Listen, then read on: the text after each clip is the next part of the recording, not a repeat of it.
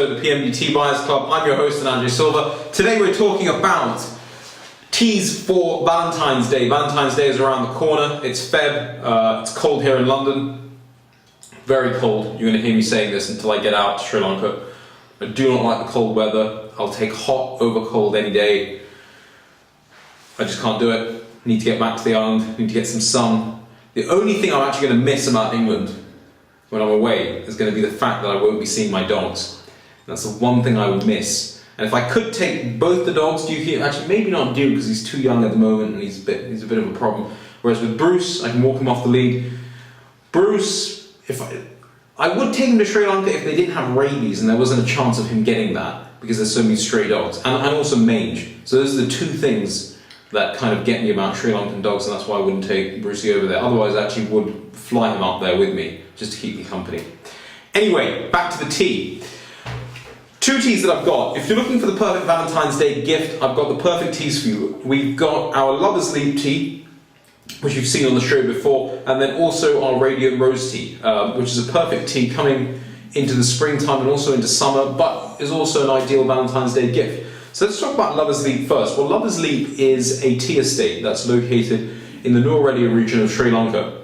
It is known as Lover's Leap because there's a waterfall on this particular estate, and there's a lot of stories for how this waterfall gets its name. But the story that most people know is that of a Sri Lankan prince who fell in love with a fair maiden.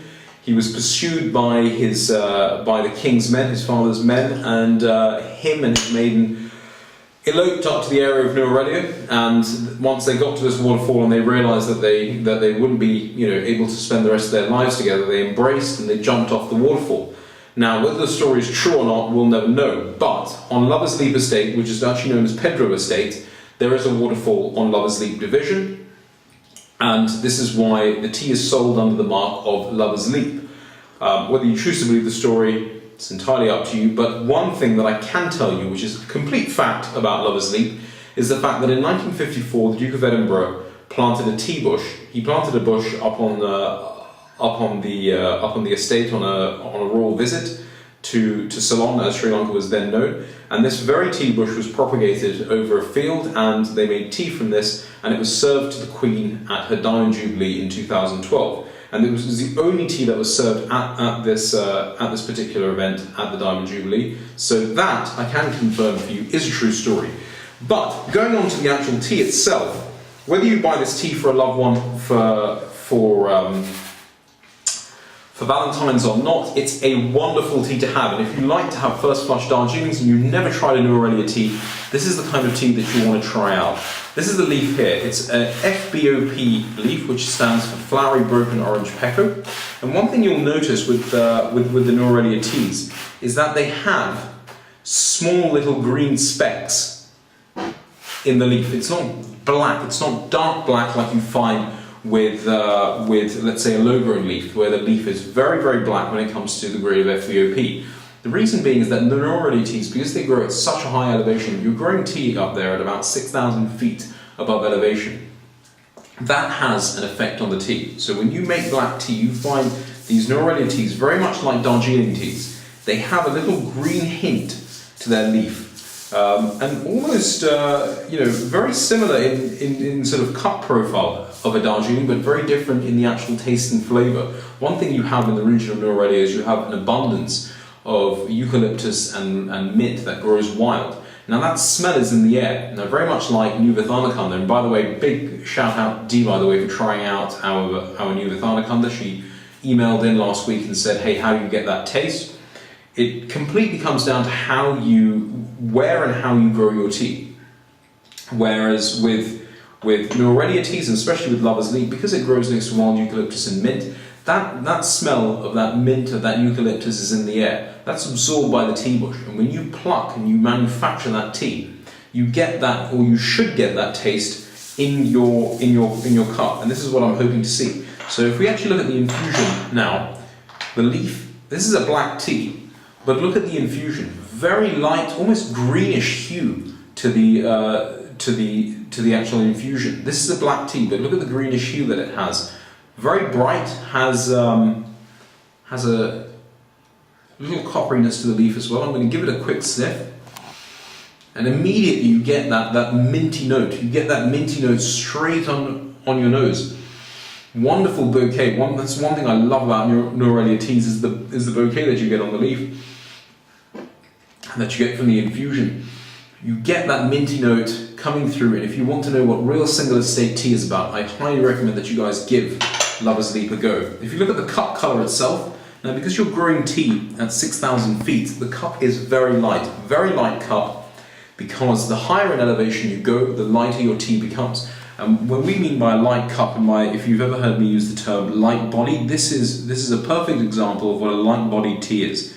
Very light, you can't add milk to this tea, but this is what a light bodied tea is. Let me give this tea a taste.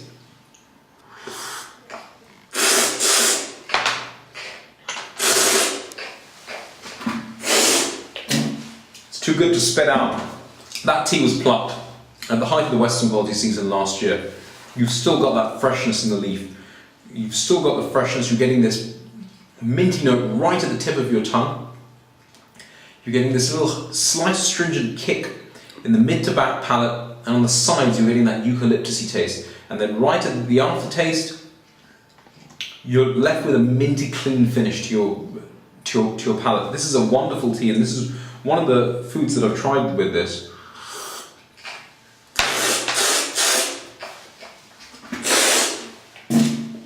That I think goes really well is lemon. Anything with lemon and Lover's Leap or any Norelia tea for that matter goes exceptionally well. So if you have anything lemony, maybe a lemon possum dessert or lemon pancakes, try it out with this Lover's Leap. I highly think you guys will enjoy it. It makes a winning combination. So that's one tea that you guys can buy for Valentine's Day. The other tea that I have that's perfect for Valentine's Day is our Radiant Rose tea. Now, coming down in elevation, we use two things, very much like our chai.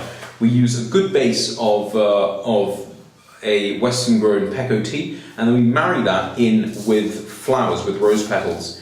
And there's no flavouring added to this apart from the flowers that are already there and the flavour of the tea that you get because it's a single estate black tea. And this is the leaf here. It's littered with cut rose petals, very silky on the hand. I don't even need to smell this leaf because you can get the rose smell right from here. That's not to say that it's over-scented. There isn't any flavouring agent that's been added to this. It's just black tea with rose petals. So that's the leaf. It's wonderful on the eye. The actual infusion itself, those white spots that you'll see here are the actual rose petals once they've been infused in water. And then you've got the actual cup itself. Now this is a wonderful tea, either to give as a gift for Valentine's Day, or the time when I most like to enjoy this is during the summer or springtime. And this tea on a nice summer's day with a nice cake goes exceptionally well. Very nice to just sip, savour. Maybe it's a tea that I might even enjoy when I get to Sri Lanka, when I get into the sun. Certainly worth it, isn't it? Let me give this tea a taste.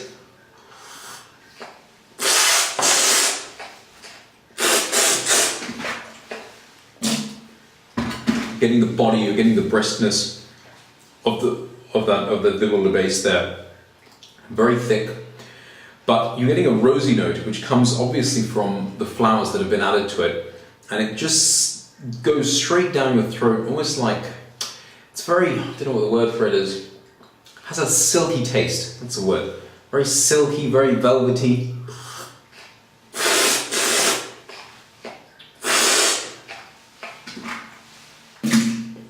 Almost cuddles your mouth. It's not overpowering because it doesn't have any flavouring agents added to it. So on that aspect, it's a very easy to drink tea. One thing I am going to do with this tea, now if you looked, in fact if I show you guys, I've got the Lover's Leap in my right hand and you've got the Radiant Rose in my left. This is the difference, guys. Thin body, darker body. Thin bodies you can't add milk to, and the darker bodies you can. So what I'm going to do is I'm going to add a tiny bit of milk into this, and I'm going to show you what the cup looks like so you can see the brightness. I personally think that this tea goes better when a bit of milk is added. And when you add milk, immediately you can see the colour change, but notice how bright the cup is. It hasn't lost its brightness. In fact, it's come out even more. It looks very bright, very, very appealing on the eye. I'm going to give this one a taste.